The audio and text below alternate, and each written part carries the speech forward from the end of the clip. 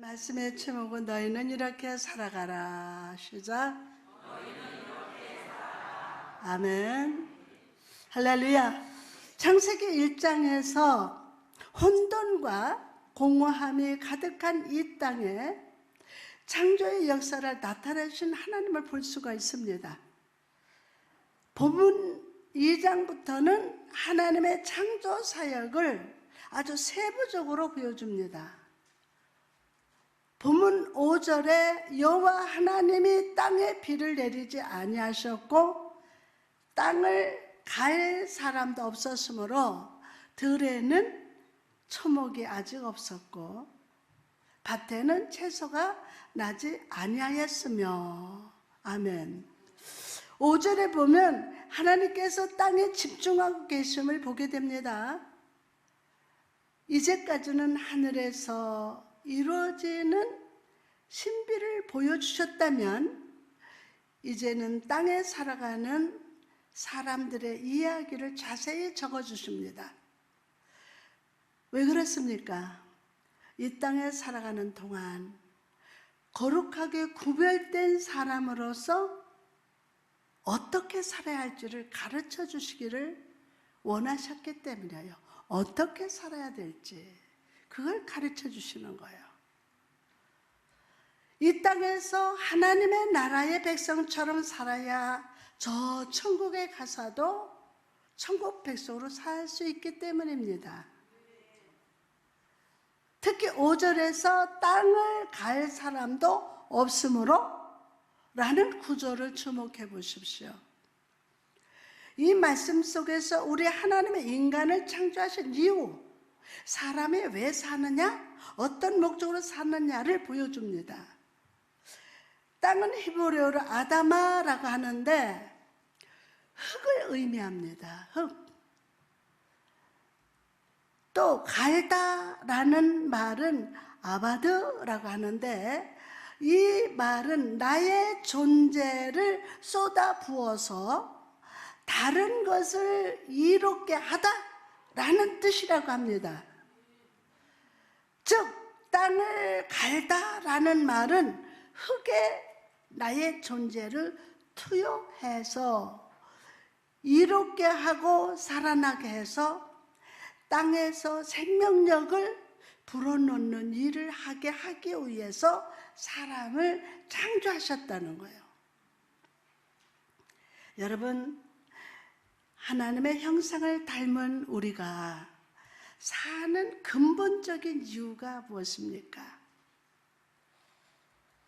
하나님이 창조하신 이 땅을 잘 가꿔서 모든 생명이 다 살아나게 하는 것인 줄 믿으시기 바랍니다. 내 삶, 내 가정, 내게 주신 자녀, 내게 주신 직분과 사명의 땅을 잘 가꾸고 생명으로 살리는 것이 바로 우리가 사는 이유라는 겁니다. 그렇다면 우리가 인생이라는 땅을 생명으로 살리는 삶을 살기 위해서 기억해야 할 진리가 무엇입니까? 첫째로 영적인 분별력을 회복해야 합니다. 자, 영적 분별력이 회복될 아멘. 하나님께서 우리에게 눈을 주셨습니다. 그러나 우리의 눈은 모든 것을 다 보지 못합니다. 편견이 있고 한계가 있습니다.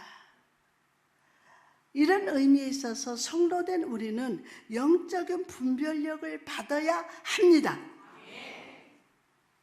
바로 보고 편견 없이 사실을 분별하고 보이지 않는 영적인 세계의 일을 보면서 살아야 함을 믿으시기 바랍니다.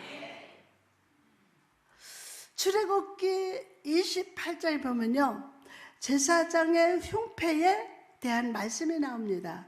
출애굽기 28장 15절 말씀을 우리가 너는 편견, 흉패를 예봇자는 방법으로 금실과 청색, 자색, 홍색 실과 가늘게 꼰 배실로 정교하게 짜서 만들되. 여러분, 판결 흉패를 제사장의 옷에 붙인 것을 보십시오. 판결 흉패라는 것은 선한 것을 분별하고 선택되면서 살겠다는 것을 의미합니다. 하나님의 뜻이 무엇인지, 무엇이 선이며 무엇이 악인지, 무엇이 하나님께 속한 것이며 무엇이 세상에 속한 것인지 분별하며 살겠다는 것입니다. 이런 분별이 없이는 우리는 사단의 유혹에 빠질 수밖에 없습니다. 사탄도 광명한 천사처럼 나를 가장 생각해주는 친구처럼 가장 좋은 것을 줄 것처럼 다가오기 때문입니다. 여러분, 이 시간 우리의 지난 날을 한번 돌아봅시다. 우리는 삶 속에 다가오는 시험과 고난을 연단이라고 생각합니다. 그러나 하나님은 그 시험과 고난을 바라보시면서 은혜라고 말씀하십니다. 은혜. 우리는 내 삶이 잘되고 형통하며 축복이 가득한 것을 복이라고 생각하지만 하나님은 그것을 바라보시면서 시험과 유혹이라고 바라보십니다. 이처럼 우리의 분별력과 하나님의 분별력은 너무 차이가 있습니다. 그럼 이 영적 분별력을 회복하기 위해서는 어떻게 해야 할까요? 매 순간 모든 결정과 결단의 순간의 앞에서 여호와의 임재 앞으로 나가야 함을 믿으시기 바랍니다. 여호와 임재 앞에 나가야 돼요. 출애굽기 28장 30절에 너는 우림과 두밈을 판결 흉배 안에 넣어서 아론이 여호와 앞에 들어갈 때에 그의 가슴에 붙이게 하라. 우림과 두밈은 제사장이 어떤 특정한 상황과 사건 속에서 하나님의 뜻을 알고자 할 때 썼던 것이라고 합니다. 제사장은 항상 흉패 안에 이 우림과 두민을 넣어서 나의 인간적인 분별이 아니라 하나님의 판단에 절대적으로 옳고 선함을 고백했던 것입니다. 여러분, 하나님의 형상을 따라 지어진 우리가 내게 속한 이 땅을 생명으로 살리기 위해서는 어떻게 해야 합니까? 하나님의 주권과 통치를 인정하고 신뢰하면서 나의 판단과 결정이 틀릴 수 있음을 인정하는 거예요. 오늘 나를 향하신 하나님의 뜻을 겸손과 두려움으로 구하고 그 뜻대로 살아가는 것인 줄 믿으시기 바랍니다. 두 번째로 영적인 소유를 바라보며 살아야 합니다. 영적인 소유를 바라보면서 살아야 돼요. 여러분, 하나님은 우리로 행복하게 살도록 창조하셨습니다. 그러나 많은 사람들이 과거의 실패를 바라보며 삽니다. 과거의 상처와 그 실패를 바라보며 살고 과거에 내가 잘 살았던 거 바라보고 그러면서 살아갑니다. 오늘이라는 그 시간 속에서 행복을 누리지 못하고 당면한 상황과 환경을 바라보면서 한숨만 내쉽니다. 그러나 여러분, 행복은 환경이 바뀔 때 오는 것이 아닙니다. 행복은 내게 주어진 이 환경을 어떻게 바라보느냐, 어떻게 바라보느냐 하는 태도와 시각이 바뀔 때 찾아옵니다. 오늘 바뀔 자다. 여러분, 만족하는 비결을 우리가 배웠는데 사도 바울은 가난해도 비천해도 어떤 상황 속에서도 자족하는, 즉 만족하는 비결을 배웠다고 합니다. 내가 잘 되면 이렇게 해줄게. 아니야, 작은 거 하나라도 나누면서 이게 행복한 거야. 자족하는 걸 배우는 거예요. 그가 이렇게 말할 수 있었던 근거가 무엇입니까? 그의 만족의 근거는 이 세상 것들을 소유하는 데 있지 않았습니다. 세상 물질, 권세, 명예, 사람들의 인기는 중요하지 않았습니다. 그는 하나님께서 내게 주신 영적인 소유를 바라보았습니다. 예수 그리스도의 보혈로 나를 구원받았음을, 하나님의 나를 아심을 바라봤어요. 하나님의 나를 아신다, 그걸 바라봤어요. 나를 소중하게 여기시며 나와 언제나 함께 하신다는 사실이 그의 소유였어요. 베드로는 어떻습니까? 밤새도록 그물을 내려도 고기 한 마리 낚지 못했던 베드로가 예수님의 말씀을 듣고 그물을 내렸을 때 2배가 가득 차도록 고기가 낚았습니다. 그의 생애 최고와 수입이었고 최고로 기쁜 날이었습니다. 그러나 그런 베드로를 향하여 주님은 나를 따르라, 나를 따르라, 사람 낚는 어부가 되게 하리라 라고 부르셨습니다.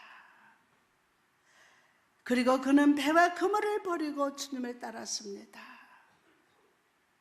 매일매일 분명하지 않는 기적을 바라보며 그 그물을 내리는 삶보다 예수 안에 가득한 은혜와 지혜와 힘과 능력의 충만을 바라보았기 때문입니다. 내 앞에 서 계신 이분이 보좌에 앉으시사 세상 모든 일을 주관하고 계시는 하나님의 되심을 발견했기 때문이에요. 여러분, 바울에게 가장 귀한 소유가 되시고 베드로에게 참된 만족이 되신 하나님, 그 임마누엘 하나님이 여러분과 함께 하십니다. 오늘 하나님을 나의 하나님으로 소유하시기 바랍니다. 어떤 환경과 상황 속에서도 나와 함께 하시는 하나님을 인하여 만족하시기 바랍니다. 아멘. 오늘도 내 삶의 자리에 찾아오시사 새로운 은혜의 삶으로 부르시는 주 예수의 부르심에 아멘으로 응답하시기 바랍니다. 아멘. 그럴 때 어떤 환경과 상황 속에서도 내게 능력 주시는 자로 인하여 아주 능히 승리할 줄 믿습니다. 계속해서 오늘 본문 6절을 봅시다. 6절 시작. 안개만 땅에서 올라와 온 지면을 적셨더라. 아멘. 자, 여러분, 이 본문에서 안개는 히브리어로 예드라고 하는데 이것은 안개나 이슬이 아니라 물샘을 의미합니다. 물샘.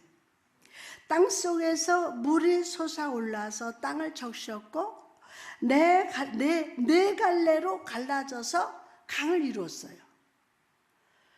땅을 만드시고 그 땅을 물로 적시고 그 젖은 땅을 흙을 가지고 하나님께서 누굴 만드셨어요? 누굴 만드셨어요? 모르니까 큰일 났다. 나를 만드셨어. 사람을 만드셨어. 사람을. 왜 사람을 이렇게 주셨습니까? 수면 위에 운행하시는 성령과 교감하며 살기를 원하셨기 때문이에요. 사람들은요, 죽음을 말할 때 심장이 멈춘 상태, 육신의 생명이 끊어진 상태를 생각합니다. 그러나 성경을 보면 죽음은 하나님과의 교제와 관계가 끊어진 상태를 의미하고 있음을 보게 됩니다. 하나님과의 관계가 끊어졌다는 거예요. 십자가 위에 예수님을 보시기 바랍니다. 양손과 양발에 못이 박히고 머리에는 독이 있는 가시로 만든 관을 쓰고 계셨습니다. 그러나 그 고통의 주님을 죽음에 이르게 한 것은 아니었습니다. 하나님의 임재, 성령의 임재가 예수님을 떠나셨을 때 예수님은 숨지셨어요. 여러분, 이것은 우리 삶에도 동일하게 적용이 됩니다. 우리가 하나님의 말씀을 붙들고 사는 한, 하나님의 임재 안에 거하며 성령 안에 사는 한, 우리는 영적으로 죽지 않습니다. 절대로 죽지 않습니다. 영적인 죽음이 없습니다. 할렐루야. 그러나 말씀이 우리 삶 속에 역사하지 않을 때 성령이 떠나시는 순간 여러분은 육으로 살았으나 영적으로 죽은 상태임을 잊지 마시기 바랍니다. 그러므로 여러분, 오늘 여러분의 삶에 성령을 기쁨으로 환영하고 모셔드리시기 바랍니다. 여러분, 이 시간 마음의 창을 열고 기꺼이 받아들이는 자에게 성령께서 감람나무 잎사귀, 즉 성령의 기름 부으심을 가지고 이 말씀을 믿으시기 바랍니다. 오늘 성령의 임재를 사모할지어다. 그럼 성령이 임하실 때 그분이 우리 마음 안에서 하시는 일이 무엇입니까? 우리 마음 안에서 성령이 하시는 많은 일들이 있지만 제가 오늘 주목하고 싶은 것은 죄를 드러내고 깨닫게 하신다는 거예요. 성령이 우리 안에 임하시면 죄를 어떻게 해요? 드러내고 깨닫게 하신다는 거예요. 이처럼 성령이 우리에게 오실 때 성령은 우리의 내면의 죄와 불순종, 악한 습관, 거짓을 드러내십니다. 여러분, 교회 와서 은혜 받고 축복받고 여러분의 범사가 잘 되는 것을 바라보는 건 좋습니다. 그러나 그거 바라보지 마. 저는 이 말씀을 통해서 성령이 임하시고 여러분의 내면을 뒤집으셔서 드러내시기를 축복합니다. 아멘. 야곱이 하나님의 임재 안에 있을 때 그는 하늘에서 뭐가 내려왔어요? 사닥다리가 내려오는 것을 보았습니다. 사닥다리가.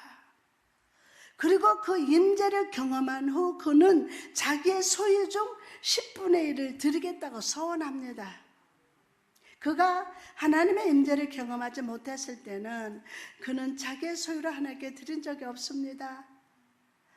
그러나 하나님의 임재, 성령의 임재 아래서 그는 이전에 하지 못했던 생각, 이전에 하지 못한 행동을 하게 되었어요. 그리고 그 결과 그는 하나님의 풍성한 축복을 받았습니다. 창세기 30장 43절에 이에 그 사람이 매우 번창하여 양떼와 노비와 낙타와 나귀가 많았더라. 여러분, 오늘 성령의 임재를 사모하십시오. 그분의 선과 악을 드러내실 겁니다. 여러분의 영혼과 생각을 일깨워 주실 줄 믿습니다. 이전에 생각지 못한 것을 생각게 하시고 하지 못한 일을 하게 하시며 하나님의 안에서 번창하는 축복을 경험하게 될 줄 믿습니다. 또한 성령은 이전에 알지 못한 것을 깨닫게 하십니다. 사도행전 19장에 보면 사도 바울의 3차 전도 여행하던 중에 에베소 지방에 두 번째 들렸을 때 모습이 기록되어 있습니다. 에베소는 사도 바울에게는 두 번째 방문이었지만 이전에 이곳에는 아볼로라고 하는 하나님의 말씀과 지식에 능했던 사람이 사역했던 그런 도시였습니다. 때문에 바울은요, 에베소 교인들에게 큰 기대를 가지고 나갔습니다. 다른 지역보다 믿음이 더욱 강건하고 성장해 있을 것이라고 기대했습니다. 그러나 바울이 에베소 교인들을 만나고 대화를 나누다 보니까 이상한 점을 발견하게 되었어요. 에베소 교인들이 하나님을 사랑하고 성경 말씀을 사랑하며 자기들의 주의 자녀임을 믿고 있었지만 믿음의 생동력이 전혀 없었어요. 생동이 있어서 좀 이렇게 움직이고 이런 게 없어. 생동력이 전혀 없었습니다. 열정이 없었습니다. 그래서 바울은 심각한 표정으로 에베소 교인들에게 질문을 합니다. 사도행전 19장 2절에서 3절 보니까 이르되 너희가 믿을 때에 성령을 받았느냐? 너희가 믿을 때에 너희가 성령을 받았느냐? 이르되 아니라 우리는 성령의 계심을 듣지 못하였노라. 바울이 이르되 그러면 너희가 무슨 세례를 받았느냐? 대답하되 요한의 세례니라. 다시 말해서 에베소 교인들은 하나님을 알고 예수님을 알았지만 아볼로가 믿었던 하나님, 아볼로가 전해준 예수님만 알고 믿었다는 것입니다. 이처럼 우리도 신앙의 목자를 누구를 만나느냐가 매우 중요합니다. 어떤 목자를 만나느냐에 따라서 우리가 경험하는 하나님, 우리 신앙 수준이 달라지기 때문입니다. 에베소 교인들은 모든 것이 완벽했습니다. 그러나 영적으로 보았을 때 그들은 결정적인 것이 부족했습니다. 에베소 교인들은 세례 요한의 세례, 즉 회개를 통해서 믿음에 결단하는 행동이 있었지만 예수 그리스도를 통해서 주어지는 성령의 역사, 살아있는 믿음의 역사를 경험하지 못했습니다. 사도 바울은 에베소 교인들의 영적 실상을 알았습니다. 그리고 그는 이제 예수 그리스도의 복음, 성령의 충만에 대해서 증거하기 시작했습니다. 사도행전 19장 4절에서 6절 말씀 보니까 바울이 이르되 요한이 회개 세례를 베풀며 백성에게 말하되 내 뒤에 오시는 이를 믿으라 하였으니 이는 곧 예수라 하거늘 그들이 즉 듣고 주 예수 이름을 세례를 받으니 바울이 그들에게 안수하며 성령이 그들에게 임하심으로 못도 하고 방언도 하고 예언도 하니 아멘. 피상적인 지식의 믿음을 가진 에베소 사람들은 비로소 임마누엘 되신 예수 그리스도께서부터 오는 성령의 충만으로 다시 회복되었습니다. 오늘 여러분 회복됩니다. 할렐루야. 아멘 아멘. 여러분 저는 성공적인 신앙생활을 함에 있어서 두 가지 균형이 이루어져야 한다고 믿습니다. 하나는 말씀을 바로 아는 것이고 두 번째는 성령의 충만입니다. 나를 향한 하나님의 뜻, 나의 삶을 통해서 이루기를 원하시는 하나님의 비전이 무엇인지, 올바른 기도, 올바른 예배, 올바른 찬양이 무엇인지 말씀을 통해서 비로소 깨닫게 됩니다. 오늘 말씀을 사모하고 말씀의 지식으로 충만한 성도 되시기를 축원합니다. 할렐루야. 아멘. 두 번째로 성령 충만을 받아야 돼요. 말씀에 돛단 배라면 성령의 충만은 그 배를 움직이게 하는 강한 바람이라고 할 수 있어요. 성령이 우리에게 오실 때 성령은 우리로 말씀을 깨닫게 하시고 말씀 속에, 말씀 삶 속에 적용하게 하시고 그 말씀의 능력으로 나타나도록 도우시는 보혜사, 조력자가 되어 주십니다. 오늘 성령으로 충만할저다.